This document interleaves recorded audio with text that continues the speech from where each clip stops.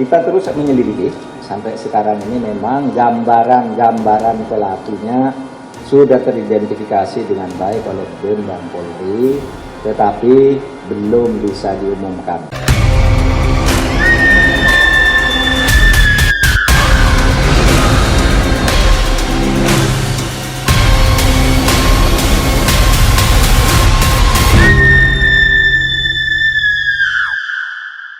Hey guys, it's Nessie and welcome back to Neror. As you can see, aku lagi tidak di set seperti biasanya. Aku lagi di negeri lain, belajar tentunya. Tapi tenang aja, semua yang aku pelajari pasti nanti juga akan aku share sama kalian. So whatever I'm doing here, I will share with you. Just wait.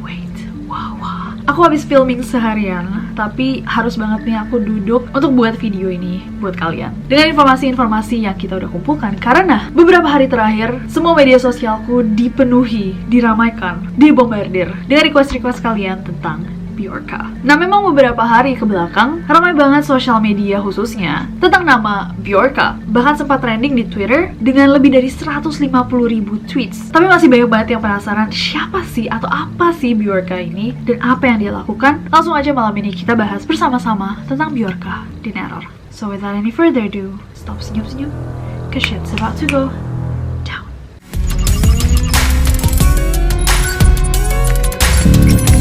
So from what we know so far, Bjorka ini adalah seorang atau sekelompok hacker yang diduga meretas situs Kementerian Komunikasi dan Informatika Republik Indonesia atau yang lebih kita kenal dengan nama Kominfo. Nah, Bjorka ini juga mengklaim bahwa dia itu berhasil mencuri dokumen-dokumen rahasia milik Badan Intelijen Negara yang langsung dikirimkan kepada Presiden. Nah, tapi sebelum meramai di Twitter atau Telegram, aksinya Bjorka pertama kali itu terbongkar di sebuah situs beralamatkan breach.to.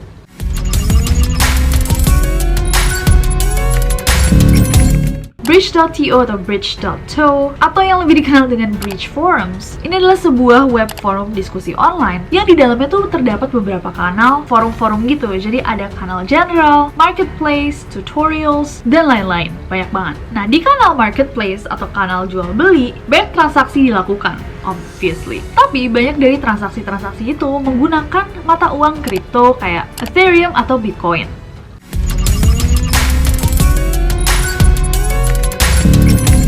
Yang menarik perhatian, nah salah satu penjual itu, namely Bjorka, itu menarik perhatian ketika dia ketahuan menjual data-data yang dia curi dari sistem atau jaringan keamanan komputer milik negara Indonesia. Nah, apa aja data-data yang berhasil dicuri sama Bjorka dan siapa aja yang jadi korban dari peretasan dia atau mereka?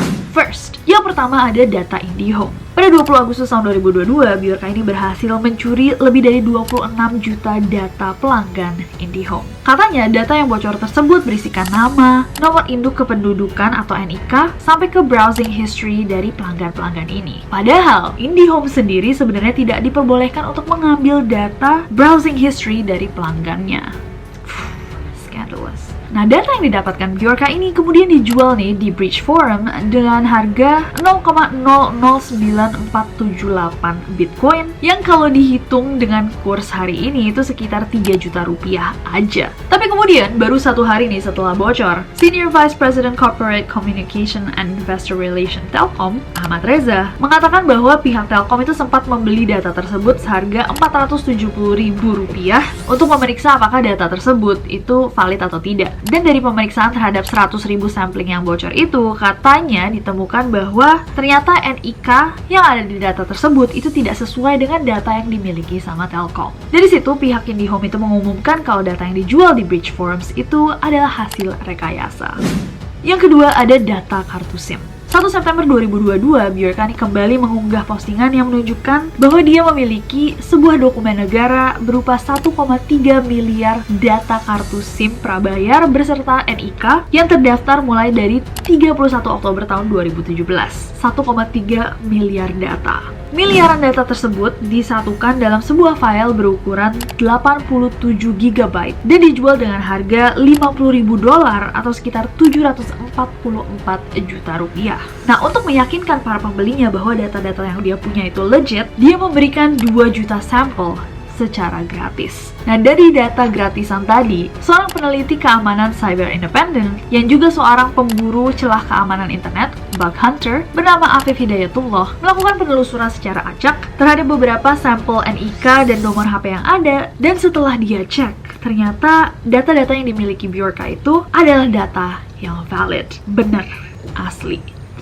3. Next, ada data KPU. 6 September 2022, Bjorka sekali lagi menjual data penduduk Indonesia di Bridge Forums, dan kali ini dia mendapatkan lebih dari 105 juta data dari Komisi Pemilihan Umum. Data tersebut terdiri dari NIK, nomor kartu keluarga, nama lengkap, tempat dan tanggal lahir, usia, jenis kelamin, sampai ke alamat lengkap. Nah, sama seperti sebelumnya, Bjorka juga memberikan 2 juta sampel secara gratis, sementara 103 juta data lainnya dia jual dengan harga 7,4 juta rupiah. Ini nggak salah, 7,4 juta rupiah. Tapi kemudian Komisioner KPU Betty Epsilon Idrus itu menegaskan kalau seluruh sistem informasi milik KPU masih terjaga dengan aman. Dan dia mengatakan bahwa data yang dijual itu bukanlah data milik KPU alias data palsu. Nomor 4 adalah dokumen rahasia milik presiden. Gak hanya data-data penduduk, pada 9 September tahun 2022, Bjorka ini sempat menunjukkan di akun Bridge Forum-nya kalau dia tuh memiliki dokumen rahasia milik presiden dari tahun 2019 sampai 2021. Dia juga menunjukkan adanya surat-surat berlabel rahasia yang dikeluarkan oleh Badan Intelijen Negara. Nah, di dalam unggahannya itu, uploadannya itu, Bjorka tuh nggak nyantumin nih kali ini harganya berapa. Bjorka malah membocorkan beberapa surat rahasia tersebut. Di antaranya ada surat rahasia kepada presiden dalam amplop tertutup dengan pengirim BIN dan penerima Presiden Joko Widodo.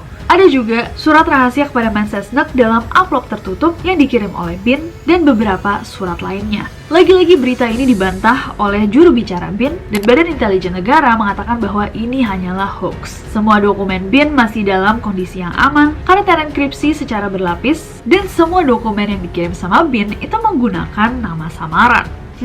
Next ada filenya Super Semar. Selain membeberkan dokumen rahasia milik Presiden Joko Widodo dan Badan Intelijen Negara, di hari yang sama pada 9 September tahun 2022, pada malam harinya pukul 8.21, Bjorka juga upload sebuah dokumen yang dia sebut sebagai dokumen asli tentang surat perintah 11 Maret atau yang kita juga kenal dengan nama Super Semar. Nah, tapi sampai hari ini nih, belum ada kepastian apakah yang diupload sama Bjorka itu merupakan naskah asli atau bukan. Next ada identitas petinggi negara. Melalui akun Telegram sama Twitternya, pada Sabtu 10 September, Bjorka membocorkan identitas Menteri Kominfo. Melalui akun Telegram sama Twitternya, pada 10 September kemarin, Bjorka ini membocorkan identitas Menteri Kominfo, Bapak Johnny Gerard Plate.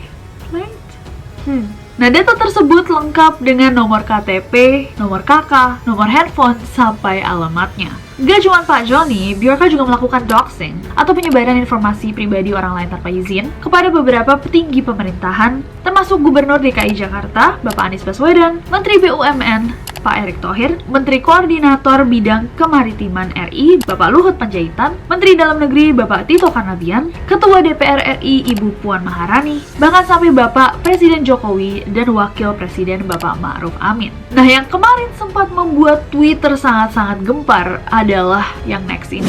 Nama Bjorka sampai di-tweet 150.000 kali setelah dia membeberkan dokumen tentang kasus pembunuhan dari aktivis hak asasi manusia Munir. Yes, dari kita mulai neror, banyak sekali dari kalian yang ingin kita bahas tentang apa yang terjadi sama Pak Munir. And it is a very interesting case yang gak mungkin kita bahas semuanya di sini. Tapi kalau kalian sama sekali benar-benar gak tahu apa yang terjadi, singkatnya, Bapak Munir Said Talib atau Munir adalah seorang aktivis hak asasi manusia yang tewas pada 7 September tahun 2004 saat dia lagi terbang menuju Amsterdam dari Jakarta untuk melanjutkan kuliah S2-nya. Nah, menurut hasil otopsi yang dilakukan di Belanda, diketahui bahwa Bapak Munir ini tewas karena racun arsenik dengan dosis tinggi di dalam tubuhnya. Seperti kasusnya Brigadir J, Indonesia waktu itu rame banget. Semua orang mau justice, semua orang minta kasus ini diusut sampai tuntas untuk tahu siapa yang mengakhiri hidupnya Munir. Nah, balik lagi ke Bjorka, pada 11 September tahun 2022 sekitar jam 6 pagi, Bjorka ini ngupload satu file tentang pembunuhannya Bapak Munir ke akun Telegramnya. Gak cuma tentang kasusnya, Bjorka juga membeberkan informasi pribadi orang yang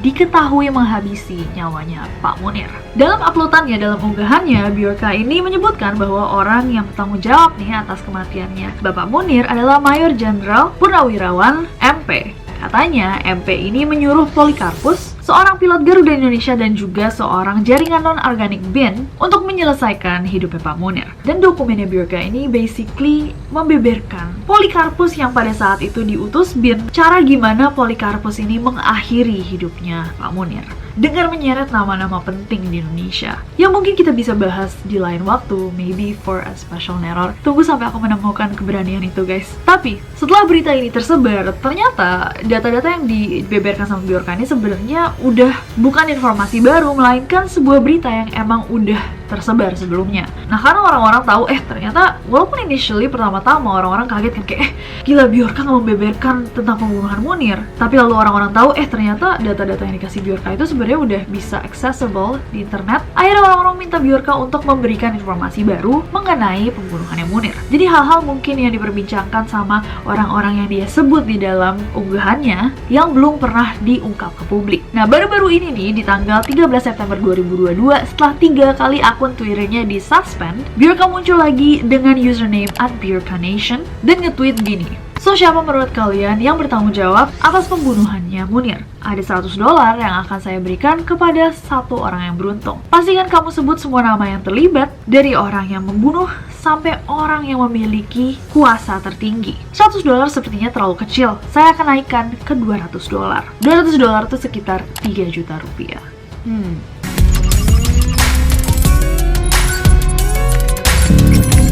So we've come to this part. Siapa sih sebenarnya Bjorka ini? Setelah berkali-kali mencuri data dan menyebarkan informasi pribadi orang-orang sampai ke petinggi-petinggi negara, orang-orang mulai bertanya-tanya kan, siapa sih ini Bjorka atau apa sih ini Bjorka ini? Well, we still don't know. Dari berita yang terakhir katanya udah sempat ditemukan, tapi ternyata salah orang ya. Muncullah teori-teori yang bersirkulasi di masyarakat. Teori yang pertama berdasarkan informasi yang ditulis sama Bjorka sendiri di bio Twitternya dan juga di Telegram. Dia ini menulis bahwa dia berada di Warsaw, Poland, dan mengaku kalau dia itu pernah diasuh oleh seorang pria Indonesia yang tinggal di Polandia. Pria tersebut menetap di Polandia karena tidak dianggap lagi sebagai warga Indonesia, makanya mungkin dia punya attachment atau kayak koneksi batin, keterkaitan sama negara Indonesia. Dia bahkan menceritakan kayak background dari si ayah angkat itu. Banyak orang yang percaya, tapi nggak sedikit nih orang-orang yang skeptis sama cerita yang dia berikan itu. Apakah mungkin dia mengarangnya? Coba kalian komen di bawah. Next theory. Teori kedua adalah, ini salah satu teori yang paling populer. Banyak banget orang percaya bahwa Bjorka ini ya orang Indonesia. Seperti ada nih salah satu user Twitter, Angelina Dea ID, I think. Angelina Dea nge-tweet, melihat lexicon atau collection of words yang dipakai sama Bjorka, saya cukup yakin bahwa dia adalah orang Indonesia. Penggunaan double conjunction, because, since, setelah tanda titik, ini adalah tipikal khas orang Indonesia untuk menulis bahasa Inggris dengan style Indoglish. Fascinating. Nah, banyak banget orang yang sadar bahwa penulisan bahasa Inggrisnya Bjorka di media sosial itu gak biasa digunakan oleh native speakers atau orang-orang yang emang berbahasa Inggris. Kayak tadi Angelica Dea bilang dia pakai because di awal kalimat, atau ada kata because and since, atau kata because since. Oh, karena sejak 2 konjugasi ada di bahasa Indonesia. Karena sejak itu I just realized something. Okay. Ada juga tweet Bjorka dari 12 September 2022 yang nulis, "Hi again everyone, let's make a noise again today." Ya mungkin aja typo atau dia benar-benar salah nulisnya ya. Dan di 13 September, Bjorka mengirimkan pesan di Telegramnya berbunyi, "There'll be another some noise again." Yes, of course, today there will be another some noise again. Mungkin ke typo atau dia benar-benar bikin kesalahan yang sering kita lihat orang Indonesia buat. Well, teori satu ini juga didukung nih sama pergerakan akunnya Bjorka di Bridge.to. Bjorka ini udah bergabung dari tahun 2020 dan hanya mengambil data-data milik Indonesia. Jadi dari awal dia muncul di Bridge.to, dia emang fokusnya cuma di data-datanya orang Indonesia. Banyak orang yang bertanya-tanya, kenapa dia nggak mencoba meretas negara lain? Pastinya Indonesia bukan satu-satunya negara yang bisa dibilang kekuatan keamanannya tidak sebaik negara-negara yang lebih maju. Gimana menurut kalian? Coba komen di bawah. Next theory. Teori ketiga adalah bahwa Bjorka ini sama sekali bukanlah hacker. Di antara orang-orang yang bertanya-tanya apakah Bjorka ini hacker Indonesia atau hacker Polandia, banyak juga orang yang percaya bahwa Bjorka ini bahkan bukan hacker. Beberapa orang berasumsi bahwa data-data yang dijual sama Bjorka ini bukanlah data-data yang dia hack sendiri atau dia retas sendiri, tapi dia beli dari orang terus sampai dia dijual. The next theory adalah teori bahwa Bjorka ini mungkin saja adalah ordal. Gak dikit juga orang yang berspekulasi atau bahkan berteori bahwa Bjorka ini sebenarnya ada di dalam pemerintah sendiri karena dia punya akses ke data-data yang most normal human beings don't have. Manusia-manusia rumahan biskuit kayak kita tidak punya akses, dia punya dan dia jual online. Well, the theory goes banyak banget yang bertanya, kenapa nih waktu Bjorka mulai upload data-data pribadi milik petinggi negara, kenapa nggak akunnya langsung hilang aja kan? Kalau misalkan berbahaya, sepertinya mudah banget untuk pemerintah to shut him down, but they didn't. Beberapa orang ngerasa bahwa itu seperti memberikan Bjorka ini panggung sedikit. Mungkinkah beberapa data petinggi negara yang pastinya akan menggemparkan publik itu sengaja dijadikan semacam tumbal untuk mengalihkan isu dari kasus yang satu lagi guys, yang kita bahas sampai 5 part itu. Juga sangat menarik dan thought-provoking untuk mikir Bjorka ini sebenarnya bukan satu orang. Karena kalau misalkan kita lihat pattern dari bahasanya ya, spektrumnya cukup besar ya. Dari kesalahan simple kayak double conjunction tadi, atau hi again everyone, yeah of course today there will be another some noise again, ke make sure you mention all the names you think are responsible, from the executor to the highest power holder. Yang pastinya kalau misalkan kalian juga berbahasa Inggris, mengerti ya perbedaannya. Seems like there are some people hired to do this. Could it be that some people are hired to do this? Coba komen di bawah. Dan sepertinya teori yang satu ini nggak dikit yang percaya. Seperti tweet ini dari Mr. L yang bertanya apakah ini adalah pengalihan isu atau meme-meme seperti ini. Anyways, sekarang aku mau tanya sama kalian. Who do you think Bjorka is? Siapa kira-kira Bjorka ini? Apakah dia seseorang? Apakah dia satu grup? Apakah dia komplotan? Mungkinkah dia hacker atau tidak? Apakah orang dalam? Coba please share your theory down below. Kalau misalnya kalian punya informasi atau informasi ordal, boleh banget di-share juga di bawah.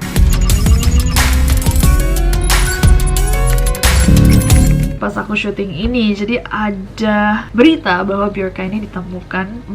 Itu beberapa hari lalu, jadi muncul nih sebuah akun Instagram Volt_Anonym yang mengatakan bahwa di balik akun Bjorka ini adalah seorang pemuda 17 tahun asal Cirebon bernama Muhammad SF. Nah, setelah dugaan ini tersebar luas, orang yang disebut sebagai Bjorka itu akhirnya membuat sebuah video mengatakan kalau dia ini bukan Bjorka, dia hanyalah seorang pelajar biasa yang suka ngedit, dan dia mengaku dia sama sekali nggak bisa ngehack. Jadi intinya buat kalian semua yang nuduh saya tentang Bjorka itu, saya intinya bukan Bjorka.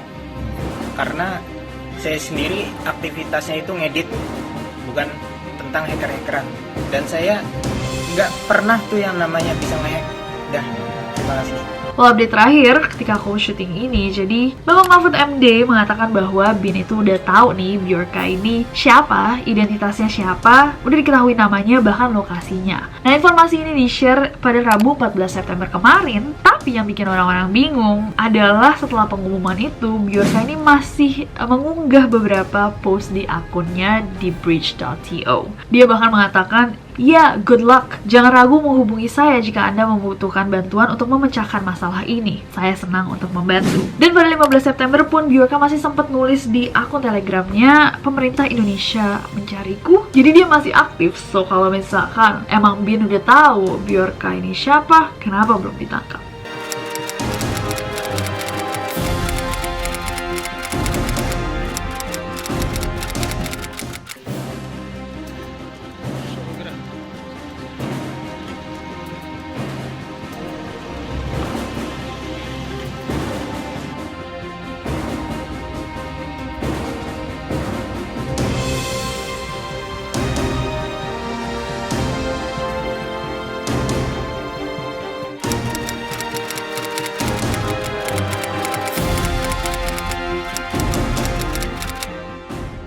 Bu, selama ini Mas Agung pernah keluar kota kerja di mana atau di mana? Selalu langsung di rumah ini aja ya? Udah kemana-mana, sekali masuk kerja di situ. Bu, di rumah ada perangkat komputer atau internet atau apa? Ya cuma Ini punya orang HP. punya, makan sehari-hari aja repot. Kalau HP-nya punya? HP-nya punya ya, Mas Agung ini pendidikannya terakhir apa, Bu? SMA.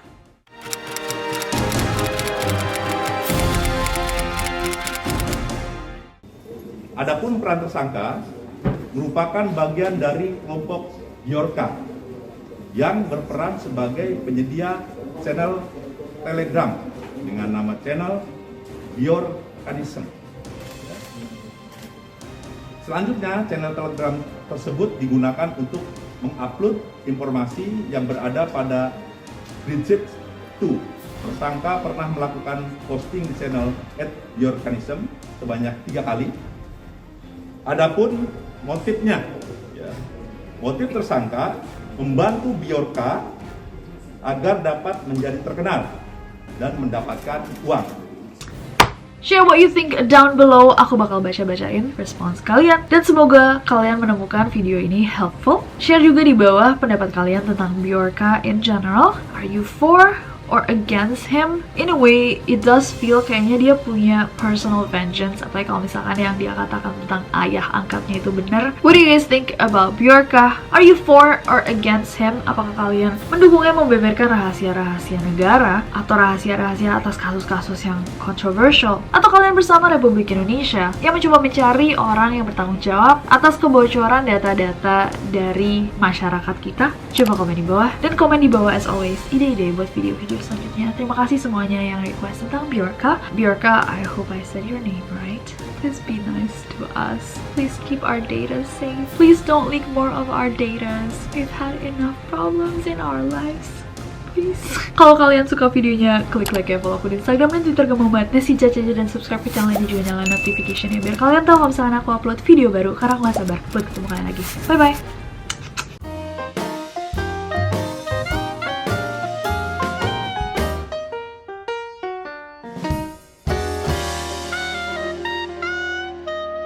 Kepada beberapa petinggi dalam sebuah file yang berukuran sebagai karena terenkripsi